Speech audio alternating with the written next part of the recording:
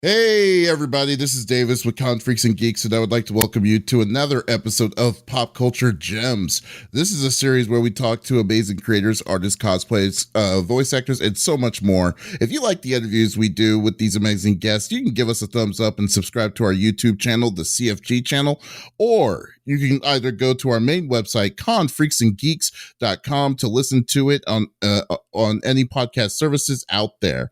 Today, my guest is behind several voices in gaming, anime, and even live action Japanese films. He voiced the cocky martial artist Suryu in One Punch Man, Sango's younger brother Kohaku in Yashahime, the princess half demon, the slick and crafty Makoto Edamura from Great Pretenders, and is currently playing the samurai Tsubaki in the Crunchyroll original Fena Pirate Princess. I would like to welcome Alan Lee to the show. How are you doing, sir? Wow, that was impressive. My goodness. I'm doing great. Thank you for knowing my roles and all that. I was like, wow, who is this guy? Oh, yeah. No, that's true. Yeah. I play a lot of characters. You're right. I'm pretty sure. sure. Say it out loud. Oh yeah, I'm pretty sure there's so many characters. You're like, yeah, it's like, wait, I do remember that. Wait, maybe not. But it's like, I definitely understand them, and you can't keep up with all of them. But you know what? I will say this because I say this to everyone I come in when I interview. That so one of there's a character that you played in a game that I've been playing for like an RPG series I've been playing called Trails of Cold Steel. And, right. And but just by chance, because I don't even look this up, but like everybody I've been like talking to on this podcast, like I've been noticing, I've been like randomly like grouping up the people that have been like the cast of Trails of Cold Steel without knowing that it's the cast of Trails of Cold Steel. So so my friends always that game has everyone in anime, so don't worry about it. That makes sense. Really does. Yeah, so my friends were like was noticing this too, and then they were like saying, okay, we're just gonna call it 7 Degrees of Trails. So every character that you get, we're just gonna put a little check mark like on the cast line to see if you're gonna go through the whole cast. And I'm already, you're like number 11 of the group. Oh so I was like, wow. Oh my goodness. So I was like, yeah. But it's freaking cool. It's freaking awesome though. I love it. So it's freaking awesome. But let's get this let's get started here. So we'll start off with an easy one here. What got you initially into voice acting? Oh oh man, that's a long story. But no, I'll give the Cliff Notes version. Basically, you ever watch a film, Office Space? Oh yeah, classic. Back in like 2000, and like and it's like a dark comedy about office culture back then, right? Mm-hmm. My brother was like had just recently graduated from UCLA and came back home in NorCal where we were, and we lived together, and I thought it was great. And then I realized he was like getting a job at a dead end, like startup tech company. And so I saw my brother in that film. And so when I watched that film, it scared the crap out of me. Oh, wow. It scared the bejesus out of me. No, seriously. And so I was like, oh my God, if I like, that's real. That's real. Like, I couldn't believe it. Like, I was seeing it in real time, and he would just come back just sullen and drained and just wanting to like drown his worries away in computer games and all that sort of stuff. Nothing serious. I'm 10. Oh my 9, God. 10? Yeah. Okay. It's a rated R film, but I mean, he rented it from Blockbuster. No, I might have been 11. I don't know. Wow. It's around that time. I mean, that's when the movie came out, and then so like to have it come out on Blockbuster probably took a few months after. So I don't know, but it's around that age, and we were watching the film, and it scarred me. Because I saw my brother in it, and I was like, "Oh my gosh, I need to figure out what I want to do in life." Otherwise, I'm going to end up like this. So that's what prompted me to search and figure out what I want to do. It took me a long time. It took me about until 2007. So close to 7 years to figure out something for myself. But between that time, like I tried doing things. Like I was like, okay, let me read into like what it means to be a writer. Like that's where I started off, because I was like, oh, maybe I love stories. I want to play these stories and I want to write them out and all that sort of stuff. So I tried writing, didn't work. I like burnt out real quickly. Didn't realize it wasn't going to work out for me. Tried art, realized I couldn't draw a straight line with a ruler. Realized that I couldn't read any type of programming language. Like I'm not naturally skilled with it. I have no clue how anyone is. Because I know it's in English and numbers and all that sort of stuff, but I have no clue what any of it means, and I hate myself for that. But I tried that, and I was like, no, there's no way I can do any of this. So I talked to my cousin, who is an editor in Hollywood, and he was, I was like going down the list with him, being like, oh man, I tried this, I tried this, I tried this, I tried this.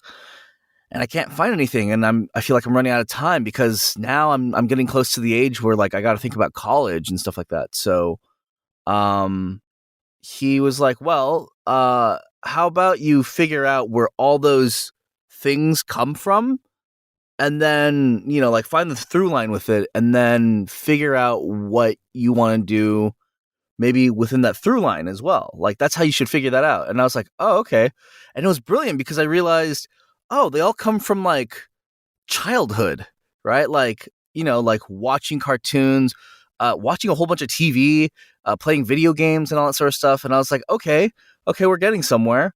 What should I do? Like, so I thought about what I should do, and I was thinking, well, what was the most fun people had when they were a kid? And first answer that came to my mind was playing pretend. Everyone played pretend as a kid, and, everyone was great at it. And I was like, how about that? What if I was the character? And I was like, voice acting, sure. So I went to, like I'm from NorCal, and I'm from San Jose, and I went up to San Francisco to take an intro class at a conservatory, because there happened to be a voiceover conservatory in the city, so. Wow, in 07? Wow, that's pretty good. Yeah, right? Like, and it had been around since like 2000. So like, so yeah, no, it was great. But like, or, maybe even before then, but like, there was just a conservatory, and it was like 45 minutes away on a train. Got there, took my first class. And the first time I stepped up in front of a mic to do like a tag that they have you do at the end of a intro class, I realized, I was like, okay, this is what I'm going to do for the rest of my life. Oh. And then while I was still in school, I took voiceover classes, and I actually stayed behind to go to community college so that I could continue going to that conservatory.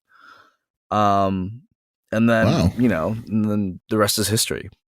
Man, but I'm just surprised that it's like at 10 or 11 years old, it's like you had a wake up call in life. And you're right? Just it was like I woke up in the Matrix. I was like, oh, it's just like, figure this shit out now. Yeah. Well, like you said, if you were living with your brother, you saw that firsthand. I could easily understand the fear of that. Oh, yeah. Automatically. But wow, that's crazy. That's really cool though. Like, I mean, so when you found what you were wanting to do itself, I mean, like, you said it took you like 7 years to kind of get to that point. I mean, and that's kind of natural. I mean, you're still like 17 or 18 during that time, so it's like, right. Yeah. So, I mean, that's a really cool journey. I kind of like how you described it throughout the way, but yeah. Thank you. Yeah. And I mean, and growing up, like what shows or gaming, were you into? Like, are we talking about like cartoons, anime, comics, manga? I'm talking about like all pop culture related. Like, what were you in? Like, what kind of stuff were you into? Lot of stuff. I mean, oh my. Okay, so let's start off. So let's start off where anime came into my life. I've always had anime. Like here's the thing. Like, I wish I had. Like, how like everyone goes through school, or like, like middle school, like when they get to middle school, or I feel like is when like a lot of people like have their awakening with anime and manga, and like just become an otaku or like a weeb or something like that. And they just cling on if they resonate with anime, it's around that time, because it's like, okay, like I'm a little more grown up. I can watch this. I can stream it or download it or whatever, right? Everyone had their means of finding anime. Yeah. And I feel like a lot of my friends who continue to love anime discovered it around 5th, 6th, 7th grade, 8th grade, maybe early high school, right? Like that's when they were open to that. I wish I had that, where I was like, oh man, I watched Naruto in '02, and like, yeah, that was a great time to see all these people, like suddenly fall in love with this culture and obsess about everything about it. I never had that moment. I grew up in a pretty racially diverse area, and like I used to be basically neighbors with the small Japanese community in my area growing up, because it wasn't too far from the Korean part of town. Right. And so like I watched Dragon Ball in Korean first, I think. Like I remember watching, VHS cassette tapes of Dragon Ball before Dragon Ball Z came out in America. And I had no clue what was going on, because I couldn't understand the language, Right. and read the subtitles fast enough. Uh, So I was probably watching the movies before I watched anything else, which is weird to me looking back. But I mean, well, like to be fair though, in the '90s, I mean that you kind of dated yourself, which is like the '90s itself. The '90s was like it was the infantile state of like anime was getting bigger in America. I'm not gonna fake it and be like, yeah, I'm from the 2000s. No one's gonna believe that. Yeah, I was from the 90s. Represent, man.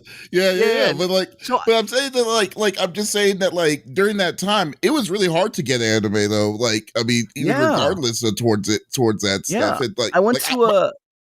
Oh yeah. Sorry. Oh no, that's all good. Oh, so my first and like when I watched Dragon Ball Z, I had to watch it 6:00 in the morning on the Spanish channel, and I had no idea what the hell I was listening to either. Oh, that's sick. That's sick. Yeah. No, but like that's like again, watching anime had been part of my like growing up, so I didn't know the difference. I was like, oh, this is in Japanese sometimes, and this is in English sometimes, and this is in Korean sometimes. I watched Totoro first time in Korean as well, and so I grew up with it. But the first time I watched anime was a show called The Guyver. Oh I remember that. Yeah, I know The Guyver. That was bloody and disgusting. And by the way, I just recently went on eBay and bought the old Guyver series, like the OVA series, the original, like the anime or the the OVA series from like the 80s. Oh my god. yeah. Just because I'm like, this is part of my childhood, and I have to like show people, because people nowadays have no clue what the heck the Guyver is, and how crazy disgusting and amazing 90s anime, or like 80s and 90s anime were. So like I bought it. And it scarred me. It was I started off on the episode, spoiler alert if you haven't seen it, but I started off on the episode where they kill the Guyver halfway through the series. And it was traumatizing to watch him just get like turned into like mush, and it was mushy. Man, that anime they break him down. They break him down with acid, and I was like, oh my gosh. So this was around when I was like 3, because some of the older boys in the neighborhood got a VHS tape of Guyver, and we started watching it, and we're just like, oh, and all that sort of stuff. That's what I remember. That's like when I like kicked into gear for that. But growing up, oh man. At 3? 3? Yeah. Yo, I remember stuff from 3. That's crazy, right? Oh my god. But I mean, like I watched, so I mean that's where I started off with anime. I think I watched Toonami, and I think that like watching all that in English, and like that entire block being so amazingly cool, the original, like really, really stuck with me. I remember when Toonami was first airing, I think in '97. Yeah, right. Gosh, I'm old, but no, I'm joking. No. It's fine. No, and then I think I had Moltar first as like the host. Yeah, man, And they were you showing remember like Space Ghost Coast to Coast. Or like Space Ghosts, I think. I don't remember. No, you're right. It was Space Ghost Coast to Coast. It was like an animated like talk show, Yeah, kind of weird yeah. format with an old Hanna-Barbera character. I do remember that. Right. I think they had that on there. I don't remember, but they had really old cartoons, and I was like, okay. And then later on, when I revisited the channel, like suddenly, there was like Tom One, voiced by Sonny Strait, and then like I was watching Ronin Warriors. I was watching like Sailor Moon and Dragon Ball Z and all that sort of stuff, and rewatching Dragon Ball Z in English with the Bruce Faulkner music was like life changing. It really set it as like oh snap, this is like the stuff to watch. Though during that time though, like have you ever heard, did you know that there was Dragon Ball had a weird history, like Dragon Ball Z had a weird I'm familiar introduction, like I might be part of that weird history. Do you remember the ocean dubs of Dragon Ball Z back in the day? Dude, are you kidding me? I still try to find those ocean dubs. Are you kidding me? Like I would love to have them on DVD so that I can show, because I'm fascinated by the fact that there's multiple dubs for the same show, especially in English, because it's, to me, and I didn't realize this back then, but to me it was fascinating because it was like, wow, like there's so many ways to play a character, or like to even do a show. And so to find like the Canadian production, and then the Texas production, and even like the UK production and the Hong Kong production or whatever else, they like, everyone had different visions and like different varying degrees of like, I guess, success with how they translate Dragon Ball. But like, oh man, but the ocean dubs just blows out the water. The ocean dubs were like special because it was the first time I heard it in English. I mean, I think everyone did, right? So it was a weird one. No, it was weird. I love the random censorship that they did in it, like, because they were like, I think they were all about not showing kids death. So like so there's parts where they added dubs and where it's supposed to be quiet, like when someone dies, they'll say, "Oh look, I see their their parachute coming out of the sky," or whatever. It's like, oh my gosh.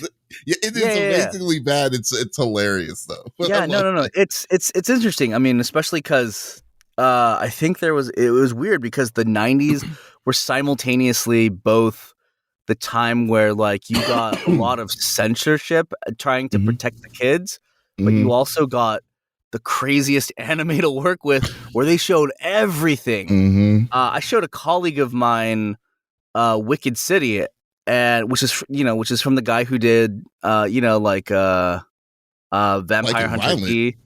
No, exactly. Like recently, I was like, dude, 90s and 80s anime are like on a different level. This is like the golden era of animation back then. You're like City Hunters, Gullible 13. Yeah, exactly. But I was showing him Wicked City, and he's just like, so this is porn.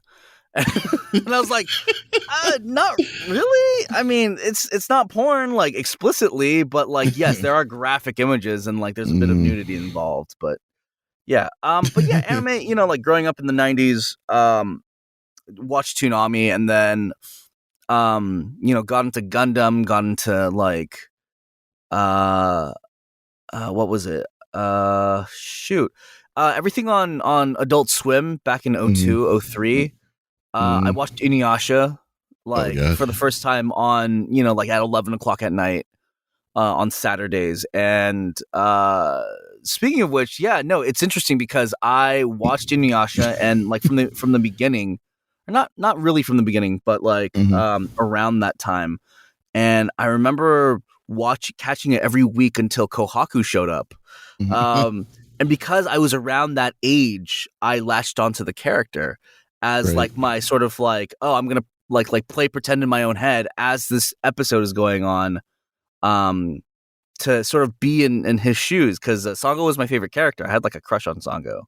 Who didn't? Yeah, exactly, right? Sango's best girl. But like, and then flash forward 18 years later, and now I get to play Kohaku, and that was a trip. Good full circle though in itself. Yeah. Yeah, I mean, but like well, in like the 90s, like especially the late 90s, I think I kind of like, it's funny because like every time I kind of get into this discussion with people, I kind of feel like the 90s anime was like the beginning of, because I mean America has always had anime, but it was very Yeah, in some spotty. form. Yeah, Right, right, very right. very spotty. Like it wasn't consistent until the creator of Funimation started buying the rights when he bought Dragon Ball Z from Pioneer back in the day. Like was the Mhm. beginning of like consistency. So like we were starting to kind of see more, like, you know, we gradually started getting more anime, like until to like today, where we're getting almost a 1-to-1 of like what they get in Japan to what they get, Right, right. we get here. So I mean, it was cool. I mean, Yeah, we're I think, spoiled. yeah, we are incredible. Now there's oversaturation. Now we're at a part where it's like, oh my God, there's so much to watch, so we don't know what to watch Yeah, or whatnot, you know? absolutely. I can't have a conversation about anime with my friends anymore because we watch radically different things now. And it's just like, oh, did you watch this season? I was like, dude, I'm still catching up on My Hero. I can't talk to you right now. I don't have the time. Like, but Yeah, like, especially for like, you. I mean, wow. yeah, and like, there's just so much out there, and it's impossible. I feel like it's impossible unless you do it as like your full-time job to like really watch and understand and know everything. Like, I'm not a YouTuber like Giguk or like, Oh God, yeah. or Mother's Basement, like where they watch everything and they're able to like analyze and review it. I can't do that. Like, They did it as a career, though. I mean, for what they're yeah, doing, and so exactly.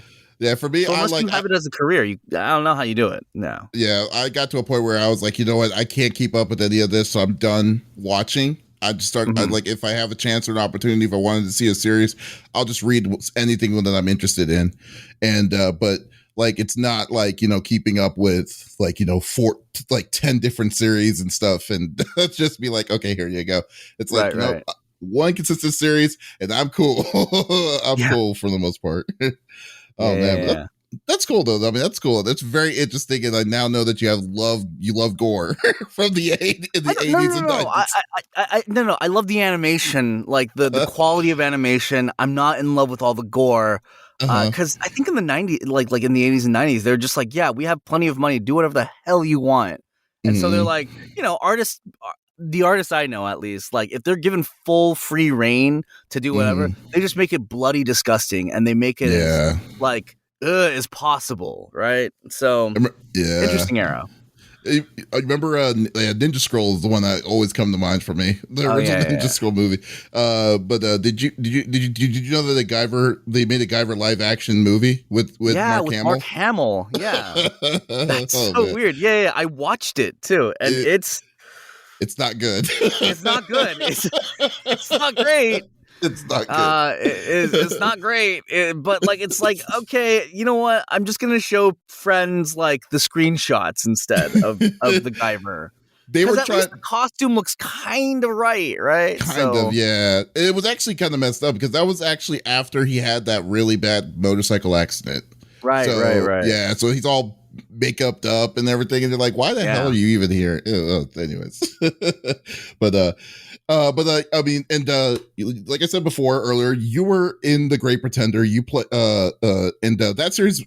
If anyone has not seen Great Pretender, you need to watch that on Netflix. It is a really, really good series, man. That series not only is not only a roller coaster of action and strategy, but also like a lot of emotion and like character building in that is incredible for as many people that were in a part of it. Could you describe like your character, like Makoto Inamura's like complexity, and like what did you think when you first read when you read for him? Oh man. To explain his complexity. I mean, like, he goes through so much. He's just a dude who like just gets hit square in the face by life, right? And it's not like it's like quote unquote society's fault, although it kind of is, because of because of our reluctance to embrace people who have like criminal history or criminal backgrounds or anything like that. And so there's a commentary of that. But like the fact that like the system sort of rigs people who are down on their luck to end up doing things like this, like where it's less savory and sort of stuff like that. And when he finally figures out, like, because he starts off pretty cocky, being like he's the best swindler in Japan, but like when he gets swooped up by Laurent, and goes to LA to chase his money out of pride, and gets roped into like, drug conspiracies and Hollywood mafia and all that sort of stuff, and realizing he's way in over his head. Like he legitimately every single time wants to just quit, but the life just keeps bringing him back, or like the lifestyle just keeps bringing him back into the fray, as well as just Laurent, because I don't know, he's a horny Frenchman.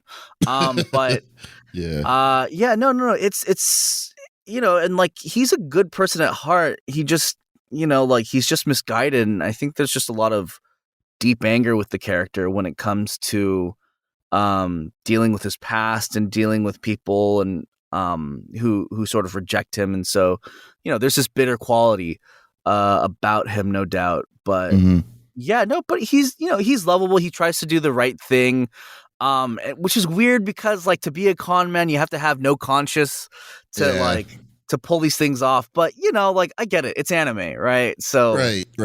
But I mean, just kind of like in the beginning with him, for me, like I've always thought like he was a very, like, at first I did not like him because I was just like, wow, this is very like, this guy's just really too cocky for his own good. But then when you kind of seeing I think it's the second season, which I love the second season. They show more I think the last heist, or the heist before the end of the series, like it was basically he's undercover in the part of the mafia, like you're saying, but then they just reveal a ridiculous large storyline of like his history, like his family and stuff like that. And it's like, wow, it's very relatable on all the stuff that he was dealing with. Right. It just hits you. It's like, oh, okay. Okay, Mike isn't that bad of a guy, Yeah. I think what makes him enduring is also the fact that he gets his ass kicked like every episode. Like in one way or another, he's getting the short end of the stick, and so it just makes for good comedy because like he's being cut down from the Hollywood sign. He's like he's what is it, like getting his ass kicked by like thugs. He's he's held at knife point, gunpoint, whatever else, and just gets smacked around. And so I think, like it kind of softens him up to the audience. Yeah. And the comedy is the reason why I like it's special to me, because I get my ass kicked a lot in that show. And every time I have to do a funny reaction or like a, like something, it just brings me joy. So, but no. I mean, he's, I think as you go along with the series, he becomes more likable, and he's just wholesome. He's a wholesome little bean. Very much so, yeah. And I mean, and also like I said earlier, like one of the characters you played was the villain McBurn in the Trails of Cold Steel series. Yeah. I have to say though, your voice reminded me, when I remember his character, like I knew it wasn't Steve Bloom, who was like the voice of Spike and stuff, but like your voice was pretty close to it to me. Thank you. Yeah, and like how I was. Oh, I'm sorry. Oh no! Sorry, keep going. Oh, I was just wondering because like I mean, how I'm talking to you normally to like how his character was itself, it's a completely different octave, like of just natural, like, or a different like style of how he was talking. Like, is it difficult to change the voice range? Was it difficult to change the voice range? I mean, it's as hard as it is going falsetto, and so not really like because you just breathe into it, right? So, trying to get down into it, you just relax it. That's all you do. Really? That's all it takes. That's really, I mean, like that in practice, right? Like I practice in the shower. Because like I'll try to go as low as I can. I'll try to go as high as I can and stretch my range while I'm in the shower. And because it's like warm and a wet environment. That sounds like that's weird, but like a wet environment, like you're like, oh, I'm rehydrating, but at the same time, I'm like stretching my vocal cords. It's nice, like I don't sing in the shower per se, but like I'll do voices in the shower. But yeah, no, interestingly enough, I don't get to be asked about a whole lot about McBurn because I only played him for one of the games. Yeah. Prior to me, I mean, like it was Max Middleman, and that guy has range, and and to try to fill in those shoes was a interesting journey because like I have huge respect for Max, and we've crossed paths, and but like man, every time I chat with him, he's a great guy. He's a great upstanding guy. So it was an honor for me to try and like sort of do a character that he had done before. It's nice. But yeah, I think part of it is trying to own the character yourself, right? So like you have to you have to find the balance between staying consistent with what the character has already been, but as well as trying to make it your own. And I think what we got was pretty good, Oh yeah, I mean, you did a really good job. I mean, like I did, like I mean, like the when I found out that there was two different people that played them, I was like, wow, okay. So no, very good on consistency with it itself. So, and I see that you also did like voice dubbing over some live action films. Like I know you voiced Aoshi in Rurouni Kenshin, the live action movie. Like, are there like? You're the first person I've actually talked to that actually have done live action dubbing before. So like I don't know if that's true. I feel like if you're dubbing anime, you're probably also dubbing live action as well on the side just to make more money. Well, I was doing my homework. I'm always like, no, I totally get it. I totally get it. But like a lot of people don't announce their live action roles because one, it's not anime, and two, who's watching the English dub for foreign films these days? Point. I don't know. But it's there. It's there for accessibility. It's great, and like heck, we get paid, so what does it matter? But like, I embrace the live action side of stuff, and like there's so many characters that how could the same people not doing anime not do the that's a good point. Do the live action. But I mean, I played Aoshi, I played the lead for some Korean dramas.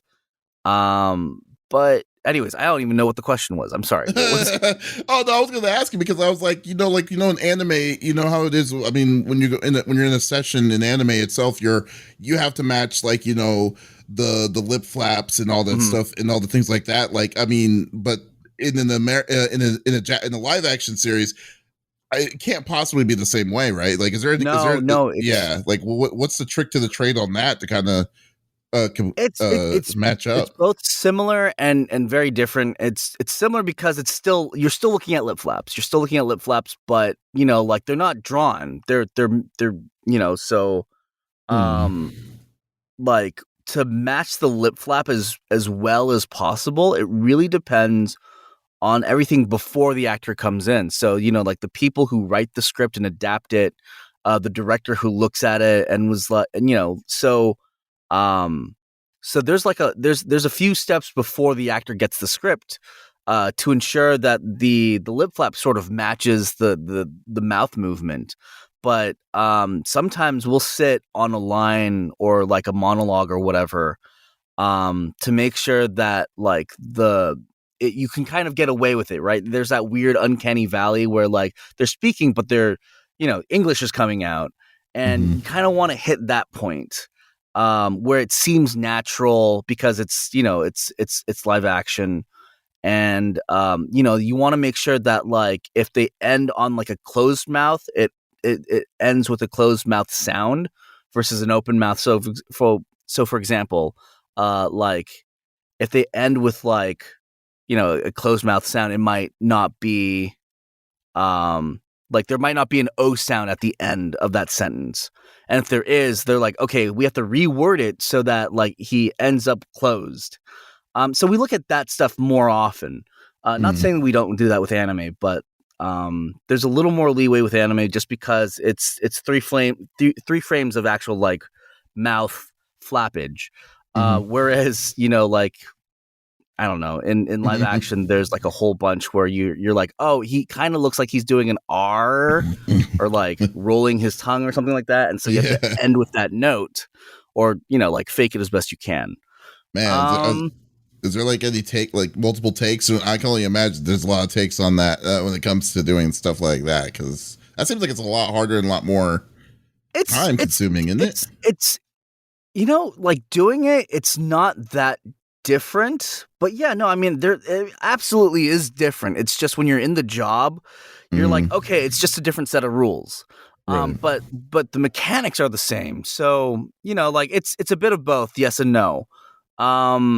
It is, I would say there's a lot more nuance involved when it comes to making an English dub for live action, as in comparison. But like we're still hitting the same 30 lines per hour or whatever that they need. But yeah, I mean, it's similar and it's different. It's just a different. It's just different gears. Media in itself. Okay. Yeah. Okay. Fair enough. And, I mean, is there anything that you learn now in your career, like later in your career in the voice acting, that you would have, you could tell yourself when you just started getting into it initially? There's a lot of no, sorry. There's a lot of no, it's totally fine. There's a lot of personal things that that I'm like personal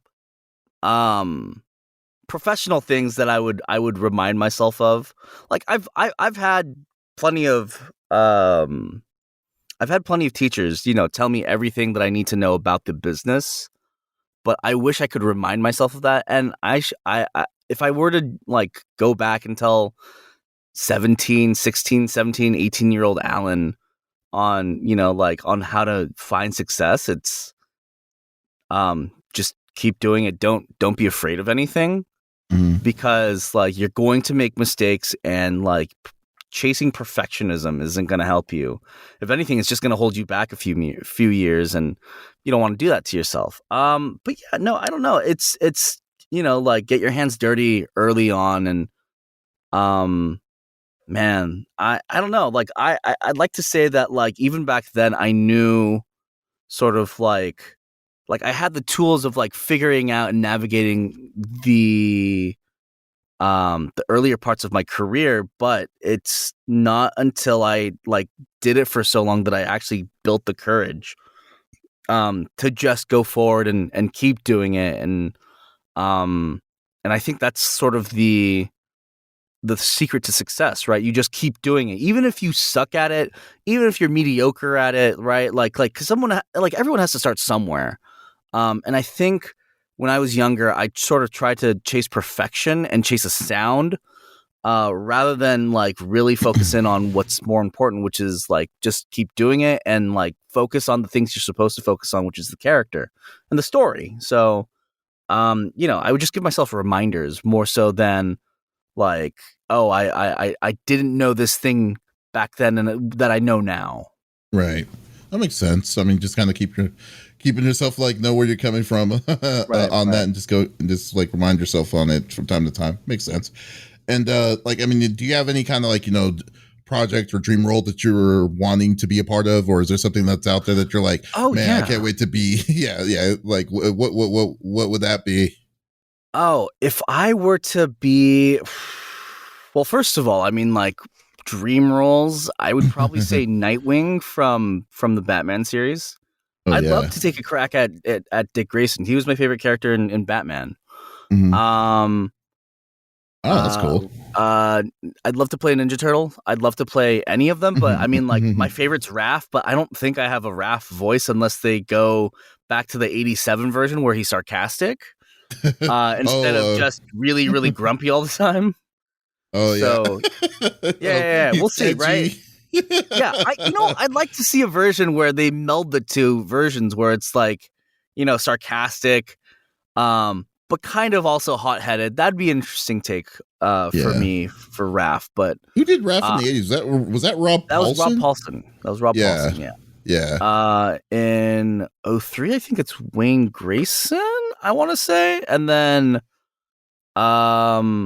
yeah, in 2012, my gosh, I can't even keep track anymore. I don't even remember. Like, I stopped at 80s. Like, I personally no, the 2012 one's really good. I wish I had more access to it. Yeah. Oh, wow. It's pretty good. The 2012 one's pretty good. They brought Rob Paulson back, and now he was playing Donatello. So it's worth it's worth a look. So was that the one that they had? What's his name? From American Pie. Yeah. He played Leonardo. Okay, that's he played Leonardo. Yeah. The guy, okay. the main guy, right? Like from American Jason Pie. Yeah, Biggs. And then Jason he Biggs, played Leonardo for a bit, and then Seth Green took over. Seth Green? Really? I did not know that. That's cool. Not Seth Green. No, is it Seth Green? Yeah, it's Seth Green. Seth Green took over as Leonardo. Oh wow. Okay. Yeah. Man, I need to see that series. Yeah. What else? Man, I'd love to go back and what else? I want to revisit everything that I played as a kid, and kind of like some of these things survive. So I'd love to be part of like Dynasty Warriors. I'd love to be part of a Gundam franchise. That would be pretty fun. Tight. That would be tight. What else? Yeah, it's just like things that I'm familiar with. I'm sorry you didn't say Guyver yet. I don't want to be the Guyver. I don't want to play show. I'd rather not. Like, because that's, I don't know. Like, I'm that one can stay in the past. It's perfect as is. That's all I'm gonna say. It's like one and done. There you go. Yeah. Oh man, is there any other character? I don't know. Like I for the longest time, I don't know. I just want to get involved in really cool projects, and I feel like I've already accomplished that, being fan of Pirate Princess as well as Great Pretender. So, Great Pretender was so good to me that, like, because of the circumstances that were surrounding it, it made it lightning in a bottle. So I consider it like my Cowboy Bebop, in the sense that it's like high quality. I got to like flex. I got to explore and go through everything that I wanted to as an actor in that one show. So if I were to never get anime again, I'd be okay, because I got Great Pretender. Like, I had my one, and that show was so good, though. I mean, like, the one thing I've always hated about anime was pacing, and like storytelling, like how it's like Dragon Ball Z powering up for 3 episodes, that kind of stuff. Irked me a lot. But for, even though the Great Pretender was 2 seasons long, and I think even in 2 seasons it was only 13 or 15 episodes. It wasn't even a lot. Well, it was so I mean, they just split. It's called seasons because of Netflix, but like, it's really just one show split up into 2 core, where it's like 12 episodes and then, or like 14 episodes and then 9, right? So it's 23 altogether. Yeah, I mean, but like, it wasn't a full 26. I know it was not 26, but it was just like a 13. It was still a 13 episode, like a short series. But then it showed, like, it had 5 different heists that showed like multiple people's story progressions that made you like relate to the characters, which is incredible to me, because like, you don't see that a lot every day, like a lot when it comes to series like that. I mean, you see like One Piece, they do it, but like One Piece is at 1,000 episodes, Right. They've stretched that out ridiculously, I mean, and I forgot the name of it for the life of me right now. I can't remember. With the Trigger, there was a Trigger anime that like had 3 story arcs in less than 26 episodes that just did progression great. So I totally agree with you. I mean, I think that Great Pretenders is definitely like up there, in my opinion, as one of my favorites, because of like how dynamic that story was, and you knocked it out the park too. So. I appreciate it. Thank you. Yeah, but like, because of that, I'm like, I'm gonna do anime for as long as I want, because I love anime. But like, I'm okay like moving on from it too. Like, I want to be involved in more, video games and original prelay. And so there's like a whole bunch of that, and including the stuff that I talked about. But a fighting game, I guess, like, I'd love to be a character in like Street Fighter. That'd be really cool. Or like the Marvel versus series. Like that would be dope. Yeah, you're totally right. Mm-hmm.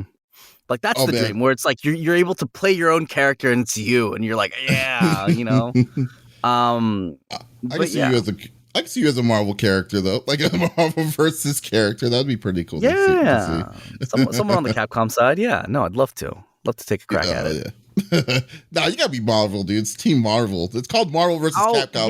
Yeah. I know, but who would I play in Marvel? I actually have no clue because like everyone's either like really old or like or weird, and so it's like like I don't know, like I have no clue who I'd play in the X-Men unless it's like a kid, right? Like because if you think about the animated series, like I can't play Wolverine. I'm not gonna play Cyclops unless it's the X-Men Evolution version where it's like a teenager, but. That's a good point. You could play Rocket Raccoon. I'm gonna leave that. I'm gonna leave that to the professionals. I'm gonna leave that to the professionals. I don't want to play Rocket Raccoon, man. How about Star-Lord though? Would Star-Lord work? Star-Lord? Yeah, I guess, but like I feel like I'm a little young. I mean, like because like it depends, right? Comic version, he's a lot older, right? Like and then. Well, that's the thing about comics. They don't. I mean, like, Marvel was just. They just threw it out. They can make it whatever they want you to be. Like at that point. Sure. If they have Shang-Chi in a video game, I might play him. Right? Like who knows? We'll see. Iron Fist could work too. Iron Fist. Yeah, I could do that. I mean, I guess. See, you're not even feeling it, so no, that can't work. Yeah, no. I'm open to anyone. I'm really more of a Capcom fan than I am a Marvel fan. Oh, okay. But because of the Marvel versus series, I became a Marvel fan through the process of that. That's a good point. But yeah. What would you see in the Capcom side though? Like, I'm thinking like what, Chris Redfield? No. I'd love to play I'd love to get a crack at like a type of Mega Man. I think that would be cool. Like even if it's not X, because X is played by the guy who does Dan Hibiki for some reason. Are you serious? Yeah, it's the same voice actor, and I'm just like, oh, really? Like they got Johnny as like Zero. I mean, again, no offense to the actual actor. I'm just saying, like, oh man, I wish I could play that character. Who else? Like you could be like Guts Man. If Kyle had to ever step down from Ryu, I'd love to take a crack at. I'd love to be Alpha Ryu, like Street Fighter Alpha Ryu. Oh, Alpha Ryu. Okay. Yeah, that's a good one. Because that's the one. That's the version that I grew up on, and so like I loved playing, like Alpha 2 and 3, and his appearance in Marvel vs. Capcom 1 and 2. Yeah, that's a good point. Who else? Jin Satome. Like if he ever comes back. Oh, Jen, like the old guy, the old Jen with the purple, all white. Yeah. And he has his neck. Dude, that guy is so badass. Like, I'd love to play him. Yeah, no one knows what that guy was though. Who cares? He's so badass. He's just angry. He's in all white and he's just really angry. That's all that matters. And he why is he taking his clothes off? Yeah, just he has a fundoshi on, and that's it. What's going on? Oh my god! You don't question those things, man. That's a good point. just accept it. All right, and I mean, and during the pandemic itself, I mean, I know it's affected people differently during this time. Is there anything that you've learned during this period of like this? I won't say down period because I know that y'all are always busy when it comes to it. Yeah, we became busier during the pandemic than I did more stuff during the pandemic than I've ever done like in a single year before that. So really, yeah. That's weird. Well, no, it makes sense because they're like, oh, we need voice actors, and so like we need people with setups, and not everyone has a setup. And suddenly, like Texas is opening up its borders to like LA talent, and then there's also the appropriate like casting movement that's going on where like they're trying to find Asian voice actors for Asian characters and all that sort of stuff. So yeah, I found a bit more work during the pandemic. But sorry, you were asking about what I learned about? Oh, is this something that you picked up? Like, I mean, something extra that you may have just like, picked up because of the staying indoors or anything like that? Like anything new or?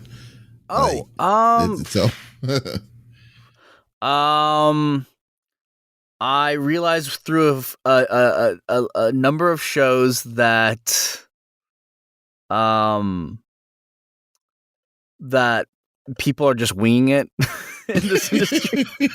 No one knows what they're doing. But that's the secret to Hollywood, right? No one knows what they're doing. You just sort of make it up as you go along. And I realize that when it's like, okay, you know, like we're doing the show, and like, oh crap, like, you know, like Pro Tools broke down on our end, and like the internet's being a jerk, or like there's like a garbage truck outside.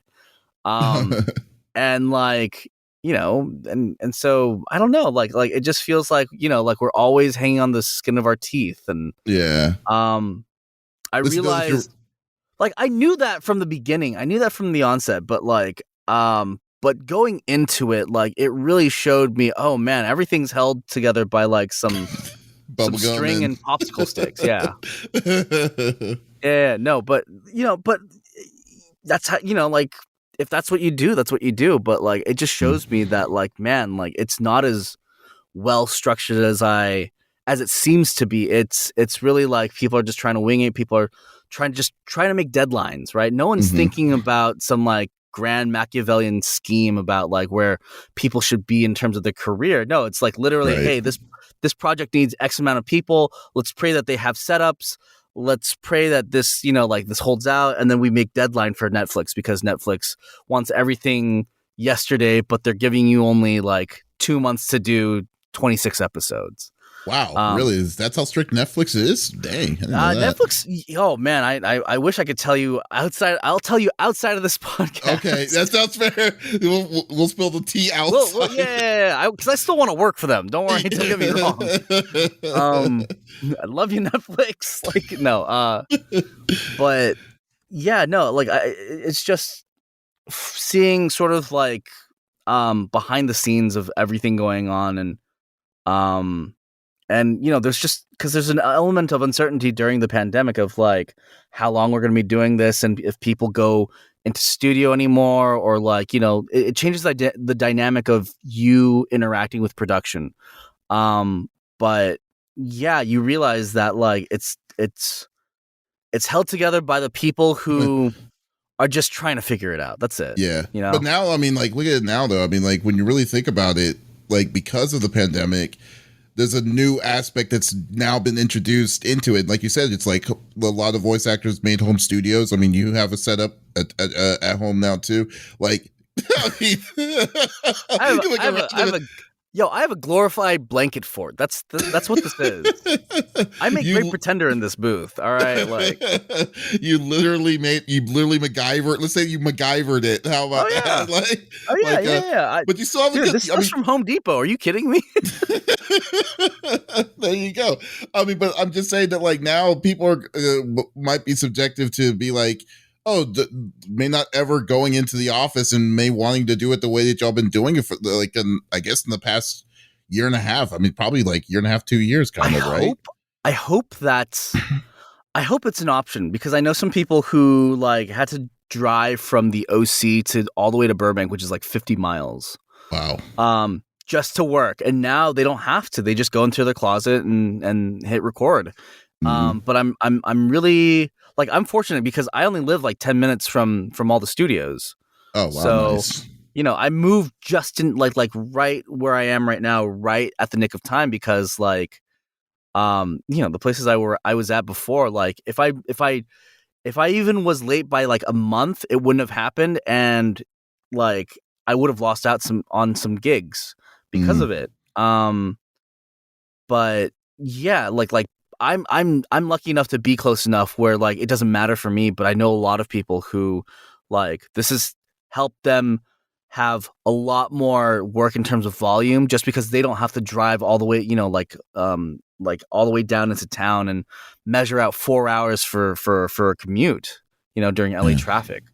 That's true. So I hope it stays an option, but I also understand that like studios need to stay open and they sort of need to have purpose. So, you know, and they get to control more of the elements while you're there. So, that's a good point. Yeah, you know, like I'm thinking we're gonna see like a hybridization, like permanently, of like, oh, you know, like if you can't make it, you know, like let's check out your setup, but we prefer you to come into studio. You know, and you're like, well, I'm feeling safe because I got, you know, vaccinated and I have a mask and all that sort of stuff. And I think the hybridization is probably the best way to describe it, because like, and you're right, because there's no way that, I mean, if the studio is able to have control those elements, they'll definitely probably wanting to do it. But then now it's like maybe 2 years ago when they're like, oh, I can't make it into the studio. They're like, okay, we got to reschedule because most people didn't have a setup like right. nowadays. Now they'll be like, hey, trying to get a mic was like it was like the Wild West, man. Like, oh my god, yeah, the mic I'm using now. Yeah, the mic that I was trying to get now, because I got mine in the pandemic too, and I was like, wow, the markup on this. I mean, this is not that expensive, but comparatively, capitalism sucks. Yeah, it really does. But yeah, you're right. It was like a wild west and stuff like that. So I definitely understand. Yeah. All right, last question. And I'd like to ask this out for all the voice actors here, and if you can, because I know, I mean, it's kind of like a tall question because you have to remember. But what is one of the craziest sentences you have said when you were in the booth? And at least it can be something that you can, one that you remembered, or something that's out of context or out of anything. Like, what's the one that you remember that was like, wow, this is a weird thing to say? Oh man. Shoot. I wish I prepared for this. Like, I wish I prepared for this question more than any other so I can go back and look at my scripts, but that's tough. I don't know. Like, there's a few out of context where it just sounds, like suggestive. Let's just put it that way. I love the suggestive ones. Like, it's hilarious though, because it's like, what? Because I forgot what's his name? The voice actor who did Legato in Beastars, like, had one, and I was like, wow, this was really funny though. I mean, if there's one that was like, wow, okay. Wait, who? Were you talking about Jonah? Yeah, Jonah. Yeah, Jonah Scott. Lugosi. Yeah. Okay. Lugosi. Yeah. Yeah, no, he and I are buds. We hang out. When he has time, that is. Look at that.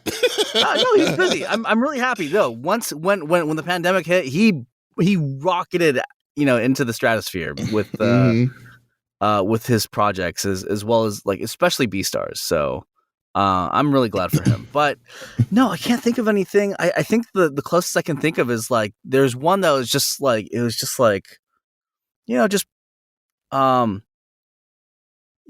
put it in and don't worry about it already. Like, okay. Put it in already and don't worry about it. Just do it. Just like, I don't know what it was for, but, like, it just sounded like I was just bending over backwards to, for some bull to, like, anyways, clown me. I don't know. But I remember something like that, right? And so that's as close as I can get to remembering any line. That is fair. That is fair, but you're right, because, like, it's hilarious, because, like, I'm asking that, like, I have an idea what I'm wanting to do when I'm doing, like, a little collage of this. So it's oh my goodness. so I got some people though. It's and I'm getting some that's some good gold though. That's some good gold. Yeah. Oh man, I wish I had a better one for you, man. I'm so sorry. Dude, that's good. That is perfect. You did perfect. And Alan, thank you so much for talking with me. It was really fun geeking out with you today. It's awesome. Is there anything you'd like to plug? Like it? Yeah, no problem. Is there anything like to plug, a website or, like, projects that you can talk about? I don't know. Yo, who owns a website? No, actually, what's funny? I do own a website. That's there dumb. You go. Yeah, no, don't check out my website unless you're there to hire me, right? Or, like, social media. I don't know. Social media. Like, yeah. I know. I'm just giving you trouble. But your AOL account. My AOL account. No. You're gonna hit me up at Alan 2 Horton. I'm joking. Anyway, Twitter. It's Alan Lee VO. Everyone has VO or VA at the end of their freaking name because all our names are taken. It's like, hey, I'm a voice actor, so I'll put VO or whatever. I hate that. I wish I could just get Alan Lee. Why don't you be like the big one? You should say, like, the Alan Lee. So, like, in all caps Alan or something. Lee? No, because that's like a joke with all my friends. They all go to me. They're like, wait, are you Alan Lee? The Alan Lee? And I'm like, shut up. I hate all of you. Like that's how you know you're prime. You're the primary Alan Lee. There you go. It became a parody of itself, where it's like it was like it started off as, wait, you're the Alan Lee. Story time. Hold on. I was at a con and I was hanging out with friends, and I was trying to pull some friends from the back of the row of a convention, like, to go to the front, because we were invited to go to the front and just hang out there. So I was like, hey, yo, let's go over there. And some fan randomly recognized me, and you're like, wait, are you Alan Lee? The Alan Lee? And I think at that time I had only done like a couple of things, and I was like, oh yeah, hey, how's it going? And my friends would not shut the fuck up about that shit. And now it's become this thing where it's like, oh my god, it's Alan Lee. Like, it's oh my god, so that fan did more damage. No, it's mental damage, man. Yo, he did some mental damage on me. It's PTSD. Yeah, I'm back at Nam. What was it? Yeah, so Twitter, it's Alan Lee VO, and then for Instagram, which I should be doing more of, it's Alanator, like at it's Alanator. Yeah, ITS Alanator. And yeah, so what else? Plug in for shows that I'm working. Fenna's out right now, so if you haven't seen it. It's really fun. It's really good. And I can't believe I'm part of that show because it's so beautiful. And I'm just really happy to be a part of it. They're releasing that kind. Yeah. Is it Toonami? Oh, so it was Crunchyroll Toonami, right? It was Crunchyroll Toonami. Okay. It was them. It was, the Japanese, the sub is out on Crunchyroll. The dub is out on Toonami. Okay. On Saturdays. So today, we're recording this on a Saturday, but it's going to be on Saturdays for at least the next 2 months, and we'll see what happens after that. It's actually pretty cool when you think about it. Like you're saying, like throughout like your history, like everything that you've gone through, like now it's gone full circle. You played Kohaku, right? now I'm on Toonami. That's crazy to me. I'm on 2 shows on Toonami at the same time. That's nuts. That's very true. It's like there you go. See, it's like, well, guys, thank you for. I'm really glad we were able to speak to the Alan Lee. Oh my god! Please don't start that. Don't make that a thing, man. Oh god, but guys, if you like this interview, by all means, go and give us a thumbs up or follow us on YouTube, the CFG channel, or you could check us if you could check us out on our main website, confreaksandgeeks.com, to check out the whole podcast list of awesome interviews that we have, just like Alan, as well as other ones that we had on any from our main website, as well as podcast services like Spotify, Google Podcasts, Stitcher Radio. Any of them out there, no reason to not see this. So this is Davis signing off. Y'all take it easy.